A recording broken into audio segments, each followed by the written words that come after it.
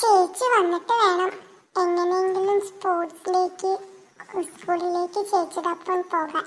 അതിന് എങ്ങനെയെങ്കിലും സമ്മതിപ്പിക്കണം. എന്താ ചെയ്യാ? എന്താ മോളെ നീ ആലോചിച്ചു നിൽക്കുന്നത്? ചേച്ചി ഒന്നുമില്ല, ഞാൻ ചുമ്മാ നിന്നതാ.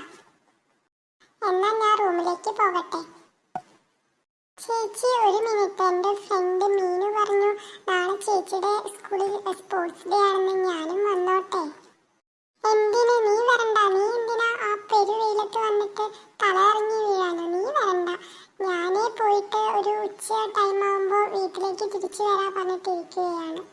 പ്ലീസ് ചേച്ചി, എൻ്റെ ഫ്രണ്ട് മീനു വരുന്നുണ്ട്, അപ്പോൾ ഞാനും വന്നോട്ടെ? വേണ്ട വേണ്ട, നീ ഒന്നും വരണ്ട. എന്നാ ചേച്ചി ഞാൻ പറഞ്ഞു കൊടുക്കും അമ്മയോട്. ചേച്ചി ഇന്നലെ അമ്മയുടെ ബാഗിൽ നിന്ന് 1000 രൂപ എടുക്കണമെന്ന് ഞാൻ കണ്ടു. അത് ഞാൻ അമ്മയോട് പറയട്ടെ?